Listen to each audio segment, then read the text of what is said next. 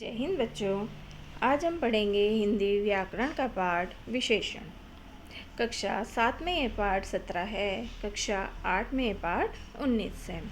तो आइए शुरू करते हैं विशेषण। देखिए, विशेषण की परिभाषा है, कैसे है? जो शब्द संज्ञा या सर्वनाम शब्द की विशेषता बताते हैं उन्हें विशेषण कहते हैं। ठीक है, अब आप संज्ञा तो जानते हैं, किसी का भी नाम जो है वो संज्ञा है, और संज्ञा के स्थान पर जो शब्द प्रयोग किए जाते हैं वो सर्वनाम है ना। तो संज्ञा और सर्वनाम शब्दों की भी जो विशेषता बताते हैं उन्हें विशेषण कहते हैं। ठीक है, या फिर ऐसे भी कह सकते हैं हम ऐसे भी कह सकते हैं, जो किसी संज्ञा की विशेषता में क्या क्या हो गया, गुण धर्म आदि है ना बताए, उसे विशेषण कहते हैं। और दूसरे शब्दों में हम कह सकते हैं, विशेषण एक ऐसा विकारी शब्द है जो हर हालत में संज्ञा या सर्वनाम की विशेषता बताता है। हर हाल में संज्ञा और सर्वनाम की विशेषता बताता है। ठीक है, विशेषण एक ऐसा विकारी शब्द है जो हर हाल में संज्ञा और सर्वनाम की विशेषता बताएगा। जैसे उदाहरण क्या है कि यह भूरी गाय है। गाय कैसी है? भूरी है ना। तो गाय की विशेषता बता रहा है कि भूरी गाय है। ऐसे ही यह कुत्ता काला है। अब कुत्ता कैसा है? काला है। ठीक है, अब आगे आ जाते हैं आपके विशेषण के प्रकार। विशेषण के कितने प्रकार होते हैं? विशेषण के 4 प्रकार होते हैं। 4 प्रकार के विशेषण होते हैं। एक हो गया गुणवाचक विशेषण, दूसरा हो गया संख्यावाचक विशेषण, तीसरा हो गया परिमाणवाचक विशेषण, और चौथा है सार्वनामिक विशेषण। ठीक है, ये 4 हो गए आपके। इसमें गुण बताएंगे, संख्या बताएंगे कि कितनी संख्या है, देखिए ये पिक्चर्स हैं, और परिमाण बताएंगे, और ये सर्वनामिक होता है एक विशेषण। ठीक है, अब सबसे पहले आपका आता है गुणवाचक विशेषण। इसमें क्या होता है, जो विशेषण हमें संज्ञा या सर्वनाम के रूप रंग आदि का बोध कराते हैं वे गुणवाचक विशेषण कहलाते हैं। जैसे बगीचे में सुंदर फूल हैं। अब इसमें क्या है कि रूप और रंग का बोध करा रहे हैं ना। तो इसमें क्या कह रहे हैं कि जो बगीचा है, देखो ये बगीचा है, ये बगीचा, इसमें क्या है, सुंदर फूल है, ये फूल सुंदर लग रहे हैं। तो सुंदर जो है इसकी फूल की क्या हो गई, विशेषता हो गई। ऐसे ही वह काला घोड़ा है। ये घोड़ा कैसा है? काला है। घोड़े की विशेषता क्या हो गई कि काले रंग का है। वह एक अच्छा आदमी है। ठीक है ना, वह एक अच्छा आदमी है। अब इसमें क्या संज्ञा शब्द, बगीचा क्या है? संज्ञा शब्द है बगीचे, और वह क्या है? सर्वनाम शब्द है। ये भी, वह भी सर्वनाम शब्द है। ठीक है, तो ये क्या हो गया कि संज्ञा और सर्वनाम शब्द का जो रूप और रंग बताएंगे, का उसका बोध कराएंगे, वो गुणवाचक विशेषण हो गया। अब ये और आप इसमें क्लियर हो जाएगा। देखो, जिस शब्द से संज्ञा या सर्वनाम के गुण रूप रंग आदि का बोध हो उसे गुणवाचक विशेषण कहते हैं। जैसे बगीचे में सुंदर फूल हैं, ये मैंने अभी बता दिया आपको। धर्मपुर स्वच्छ नगर है। धर्मपुर एक नगर है, तो वो कैसा है? स्वच्छ है। स्वच्छ मतलब साफ है। स्वर्गवाहिनी गंदी नदी है। ठीक है, ऐसे ही स्वस्थ बच्चे खेल रहे हैं। अब ये जो ऊपर ये वाक्य हैं, इनमें क्या है? सुंदर, स्वच्छ, गंदी, स्वस्थ, ये गुणवाचक विशेषण है। गुण का अर्थ है अच्छा। गुण का अर्थ अच्छाई ही नहीं, किंतु कोई भी विशेषता हो सकती है। ठीक है ना, अच्छाई, उसकी अच्छाई नहीं, कोई भी विशेषता, जैसे अच्छा, बुरा, खरा, खोटा, सभी प्रकार के गुण इसके अंतर्गत आते हैं। अब इसमें और क्या क्या आते हैं, देखो समय संबंधी भी इसमें आ जाते हैं, जैसे नया, पुराना, ताज़ा, वर्तमान, भूत, भविष्य, अगला, पिछला आदि, ये सब गुणवाचक विशेषण में आ जाते हैं। ऐसे ही स्थान संबंधी होते हैं, तो वो क्या होते हैं, जैसे लंबा, चौड़ा, ऊंचा, नीचा, सीधा, बाहरी, भीतरी आदि। ऐसी आकार संबंधी भी इसमें आ जाते हैं गुणवाचक विशेषण में, जैसे गोल है या चौकोर है, सुडोल है, पतला है, सुंदर है, ये सब गुणवाचक विशेषण में आते हैं। दशा संबंधी, जैसे कैसी दशा है, दुबला है, पतला है, मोटा है, भारी, गाढ़ा, गीला, गरीब, पालतू, ये सब इसमें आ जाते हैं। ऐसे ही वर्ण संबंधी, वर्ण मतलब रंग, जैसे लाल है, पीला है, हरा है, काला है, बैंगनी है, सुनहरी है, ये सब इसके अंदर गुणवाचक में आते हैं आपके। फिर गुण संबंधी भी के उसके अंदर कैसे गुण हैं, भला है, बुरा है, उचित है, अनुचित है, पाप है, झूठ है, ये सब गुण भी आ जाते हैं। उस संज्ञा संबंधी, संज्ञा नाम से जैसे कोई किसी का नाम है शहर का, जैसे मुंबई या बनारसी, लखनवी आदि, ये सब गुणवाचक विशेषण के अंतर्गत आ जाते हैं। ठीक है, अब आता है आपका दूसरा संख्यावाचक विशेषण। ठीक है, इसमें क्या होता है, ऐसे शब्द जो संज्ञा या सर्वनाम की संख्या के बारे में बोध कराते हैं। ठीक है ना, जो ऐसे शब्द हैं संज्ञा और सर्वनाम की संख्या के, संज्ञा और सर्वनाम जो शब्द हैं उनकी कितनी संख्या है उसके बारे में बताएं, वो संख्यावाचक विशेषण कहलाते हैं। जैसे मीना, मीना संज्ञा हो गया, मीना एक नाम है, मीना संज्ञा है। 4 केले खाती है। ठीक है, कितने केले खाती है, 4, तो ये संख्या बता रहे हैं, कितने केले खाती है, 4। ठीक है, तो ये इसलिए ये संख्यावाचक विशेषण है। ऐसे ही दुनिया में 7 अजूबे हैं। दुनिया संज्ञा शब्द हो गया, ऐसे ही 7 इसमें संख्यावाची हो गया। ठीक है, अजूबे हैं। हमारे विद्यालय में, हमारे, हमारा ये सर्वनाम शब्द है, हमारे, हमारा है ना, तो हमारे विद्यालय में 200 विद्यार्थी पढ़ते हैं। 200 ये क्या संख्यावाची हो गया इसमें, तो आप ऐसे पहचान सकते हैं इसको कि इसमें बीच में संख्या आ रही है, तो ये संख्यावाची विशेषण हो गया। ठीक है, अब और क्या है संख्यावाची, देखो, जिस विशेषण में संज्ञा या सर्वनाम की संख्या का बोध हो उसे संख्यावाची विशेषण कहते हैं। ये क्लियर हो गया। कक्षा में 40 विद्यार्थी उपस्थित हैं। दोनों भाइयों में बड़ा प्रेम है। दोनों हो गए, दोनों भाइयों में बड़ा प्रेम है। उसकी दूसरी लड़की की शादी है। देश का हर एक बालक वीर है। तो ये जो ऊपर वाक्य हैं इनमें क्या है, 40, दोनों, दूसरी, हर एक शब्द जो है संख्यावाची विशेषण है। ये देखो मैंने इसमें ये बीच में अलग कलर से किया है, तो इसका मतलब ये विशेषण शब्द है। ठीक है, ऐसे ही ऊपर और क्या आ जाते हैं, संख्यावाची विशेषण के भी 2 भेद होते हैं, 2 प्रकार होते हैं। एक तो निश्चित संख्यावाची विशेषण होता है कि निश्चित के उसमें निश्चित हो जाता है कि ये संख्यावाची विशेषण है। जैसे अंक हैं कि 1, 5, 7, 12, तीसरा आदि, ये सब निश्चित संख्यावाची है। अनिश्चित संख्यावाची में क्या आएगा, अनिश्चित संख्यावाची में कि कई, अनेक, सब, बहुत आदि, है ना, उसमें के कई कह दें या अनेक कह दें, सब कह दें, बहुत कह दें, तो ये अनिश्चित हो जाता है, क्योंकि इसमें निश्चित नहीं हो रहा है कि अनेक कितने भी हो सकते हैं, कई में कितने भी हो सकते हैं, क्योंकि हमने उन्हें गिना नहीं है। ठीक है, इस तरह से ये अनिश्चित संख्यावाची हो गया। अब निश्चित संख्यावाची विशेषण के भी 6 भेद होते हैं। पूर्णांक बोध विशेषण, इसके बारे में मैं फिर आगे आपको बताऊंगी। जैसे, ठीक है ना, ये सब निश्चित संख्यावाची होते हैं। अब आता है आपका अनिश्चित संख्यावाची में।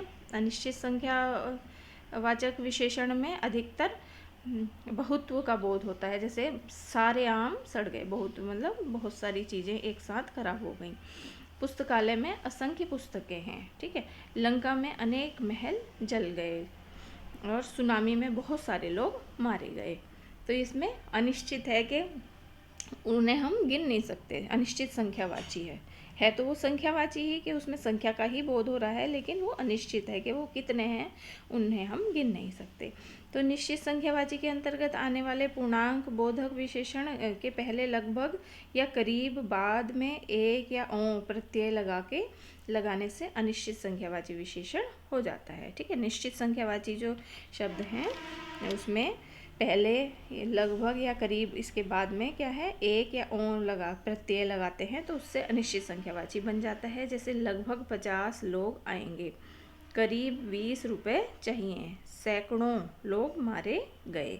ठीक है ना, ये एक और ओ देखो इसमें लास्ट में आ रहा है ना, तो कभी कभी 2 पूर्णांक बोधक साथ में आकर अनिश्चयवाचक बन जाते हैं। जैसे कभी कभी क्या होता है, 2 चीज़ें आ गई, जैसे हम ये कहेंगे कि अभी आपने बताया कि 40 और 50, ये तो निश्चित हो गया, लेकिन 2 एक साथ आ रहे हैं ना, 40 और 50, 2 पूर्णांक बोध आ रहे हैं, तो ये अनिश्चित हो जाएगा, अनिश्चय संख्यावाची हो जाएगा, क्योंकि 2 चीज़ें आ रही हैं, या तो 40 हो सकते हैं या फिर 50 हो सकते हैं।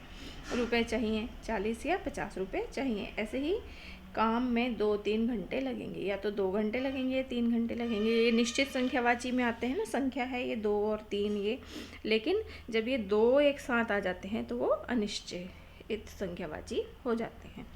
ठीक है, और तीसरा आता है आपका परिमाणवाचक विशेषण। परिमाण, इसमें के किसी चीज़ का परिमाण होगा। जैसे जो शब्द संज्ञा या सर्वनाम की मात्रा के बारे में बताते हैं, मात्रा की कितनी मात्रा है उसकी, तो वहाँ पर परिमाणवाचक विशेषण होता है। जैसे मुझे 1 किलो टमाटर लाकर दो, 1 किलो, ठीक है, इसमें परिमाण दे रहे हैं कि कितने टमाटर चाहिए, 1 किलो चाहिए। बाजार से आते वक्त आधा किलो चीनी लेते आना, इसमें भी अब परिमाण दे रहे हैं कि कितने किलो लानी है चीनी, आधा किलो लानी है। जाओ 1 मीटर कपड़ा लेकर आओ, ठीक है ना, 1 मीटर कपड़ा लेकर आओ। तो इसमें ये परिमाण हो रहा है कि बता रहे हैं कि कितनी चीज़ लानी है, कि ठीक है, तो ये परिमाणवाचक हो गया।